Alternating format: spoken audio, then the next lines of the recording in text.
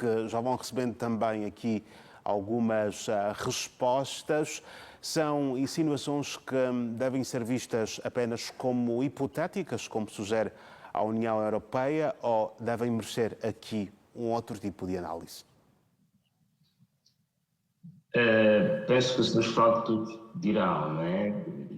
Eventualmente em 2028, quando seja analisado aqui o fim do mandato de Donald Trump, poderemos saber se o que ele está a afirmar agora são bluffs, são insinuações, ou se faz parte, ou se fez parte do alinhamento geopolítico, imperialístico da sua governação, não é? Mas, em todo caso, é importante olhar que essas insinuações, muitas delas,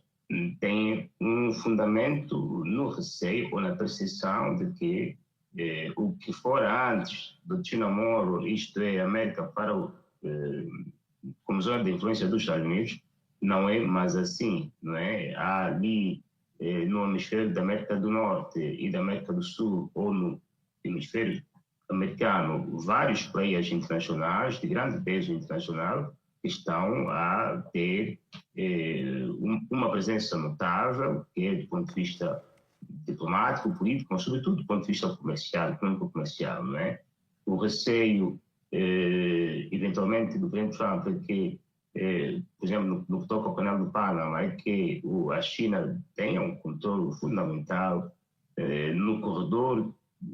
das relações comerciais entre o Oriente e aquele hemisfério. De facto, os dados mostram que nos últimos 20 anos a relação comercial entre a China e a América do Sul passou dos 40 bilhões de dólares para 500 bilhões de dólares. A própria empresas chinesas controlam 2 dos 5 portos que gerem ou que sustentam o canal do Panamá. Para lá, enfim, de uma certa influência também, que isto tem do ponto de vista do reconhecimento da China como Estado que tem soberania sobre Taiwan, porque o Panamá foi um dos poucos países que até 2016 reconhecia a soberania de Taiwan sobre Taiwan, mas em 2017 reconheceu a China como tendo a soberania sobre Taiwan. E isto tudo, de certa forma, estará a preocupar, não é, o presidente Trump, que vê a China cada vez mais assertiva às portas dos Estados Unidos e pretende, eventualmente, com essa ideia de anexar Taiwan, de anexar Panamá, como uma ideia de conter a presença econômica assertiva da China naquele espaço. Já em relação, por exemplo, ao Canadá e à Groenlândia, aqui parece ser mais uma ideia que pretende falar para os europeus, sobretudo no que toca à Groenlândia, pretende como que fazer da Groenlândia, mais uma vez, uma ideia de barganha, isto é, recordar os europeus de que também ali poderá haver uma mão pesada no que toca às relações comerciais entre os dois lados do Atlântico, para tentar reduzir o déficit comercial que existe na relação comercial entre os dois lados, porque esta é a luta de Donald Trump no que toca à sua política comercial, e fazer com que os Estados Unidos não tenham déficit comerciais nas relações comerciais com os seus principais parceiros comerciais. Foi assim mesmo durante a década de 60, 70, com o Japão, quando o Japão começou a emergir como o principal mercado de crescimento global. Isso até esteve na base de várias guerras comerciais entre os Estados Unidos e o Japão. Hoje, os Estados Unidos, porque têm déficits comerciais, quer com a China, quer com o Canadá, quer com o México, quer com a União Europeia, o presidente Trump, através da sua política econômica quase protecionista, pretende avisar de que se não houver um equilíbrio na relação comercial, poderá, enfim, a fazer o que está a fazer. Não é? Daí, por exemplo, também defender a ideia de aumentar ou de obrigar ou aconselhar, não sei qual é o termo exato, os países da NATO a aumentarem o PIB para a defesa em 5%. Isto porque 5%? Porque o principal fornecedor de equipamentos militares são os Estados Unidos. É como se fosse uma forma de tentar equilibrar a relação comercial entre os dois parceiros comerciais, e isto depois tem recaídas positivas no que toca à criação de empregos qualitativos no seio do território dos Estados Unidos. Mas se isto acontecesse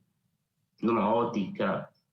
geopolítica, quase de realpolitik, como acontecera durante a reunificação da Alemanha de Guilherme II, o risco que existe é de uma guerra, guerra quente mesmo, uma guerra quente convencional entre os Estados Unidos com os seus parceiros ocidentais, que poderia marcar o fim da Aliança Atlântica como a conhecemos hoje, porque o Canadá, mesmo sendo um território que tem uma autonomia alargada na gestão de questões internas, não tem uma autonomia do ponto de vista da política externa, porque é um território que pertence ao Reino Unido. Não sei se o Reino Unido iria aceitar de ânimo leve que o Canadá passasse a integrar o território dos Estados Unidos sem que isso desproitasse qualquer forma de confronto de qualquer tipo com os Estados Unidos. Em relação à Groenlândia, é a mesma coisa. A Groenlândia é um território sob a soberania da Dinamarca, que é um Estado-membro da União Europeia, que tem um artigo de defesa coletiva nos seus tratados. A anexação forçada da Groenlândia da parte dos Estados Unidos também poderia causar qualquer mecanismo de reação da parte da União Europeia. Ou seja, o risco que existe desta presumível realpolitik, como dissemos, só em 2028 saberemos se isto é especulação ou é uma política se é uma política real de Donald Trump, mas o risco que existe desta presumível realpolitik é mesmo a provocação de uma guerra convencional entre os Estados Unidos com seus parceiros ocidentais. E isso não é o que se espera que aconteça, porque seria o fim, assim, ali sim, seria o fim efetivo da hegemonia que existe ainda no que toca às relações comerciais do bloco ocidental. Agora, em termos da ocupação, da representação da Groenlândia, por exemplo, como parte do Ártico, e os Estados Unidos fazem parte do chamado Conselho do Ártico, 80% do território da Groenlândia é formado por calotas glaciais, não é? É tudo gelo. 20% é que é a parte habitável. Mas a grande vantagem que a Groenlândia tem, segundo informações que ele detém, grandes recursos minerais que são essenciais para esta nova economia que está a existir agora, não é? E controlando Groenlândia poderia ceder aos Estados Unidos o acesso a estes recursos minerais. Só que a União Europeia também já assinou um acordo com a Groenlândia para o desfrute desses recursos minerais em benefício quer dos Estados da União Europeia, quer da própria Groenlândia e da própria Dinamarca. Ou seja, os Estados Unidos pretendem, eventualmente, se isto acontecesse, ter este controle por causa destes recursos, mas também por uma questão de poder, do prestígio, enquanto Estado do Ártico, porque os Estados Unidos só são Estados do Ártico graças a uma porção muito pequena do Alasca, que, como se sabe, foi território da Rússia, foi vendido aos Estados Unidos em 1867, mas sem o Alasca, os Estados Unidos não são Estados do Ártico. O maior Estado do Ártico é a Rússia, que detém cerca de 53% do controle das vias marítimas do Ártico, e a eventual anexação da Groenlândia ou até do Canadá daria aos Estados Unidos uma maior presença no Ártico. Mas, como dissemos, isso só poderia acontecer se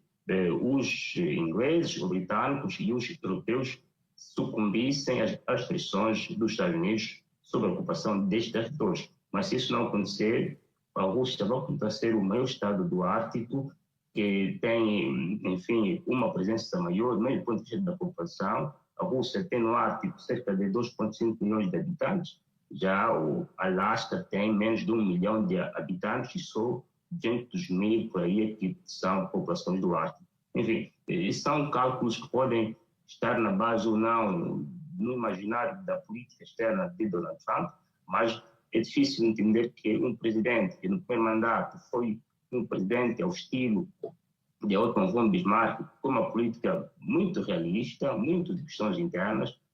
no segundo mandato passa a ser um presidente de realpolitik imperialista, como foi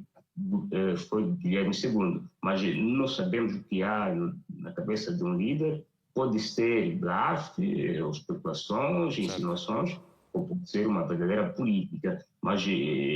o risco que existe é que, mesmo quando ele faz afirmações de que eventualmente vai exercer uma maior pressão econômica para poder obter os resultados que ele pretende alcançar, é que isto não é tão viável assim no contexto atual, onde há muitos players econômicos mundiais com muito poder econômico, de modo que se os Estados Unidos, se eles perceberem que os Estados Unidos estão a exercer uma pressão tal que prejudica os seus interesses, são capazes de irem procurar outros mercados, né? Imaginemos que o Canadá, por exemplo, pode preferir ter relações comerciais mais próximas com a União Europeia, que já existem, ou com a China. A China,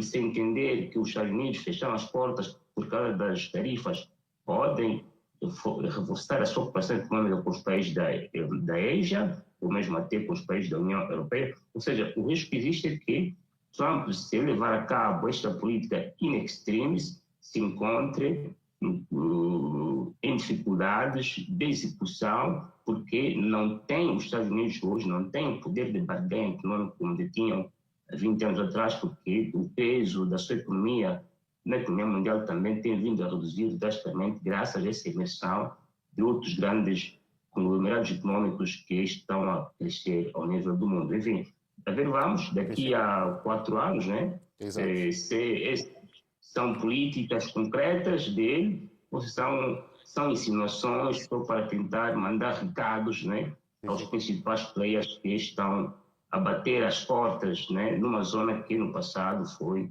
como Morro disse, era a zona de influência dos Estados Unidos. Mas hoje, como hoje, com a economia global, não há zonas exclusivas para ninguém, não é? E o risco que existe é que ele pretende aplicar uma política do passado num contexto que quer virar as costas para o passado, porque está a olhar para um outro contexto de relações internacionais, viradas para um tipo de economia com outros mercados internacionais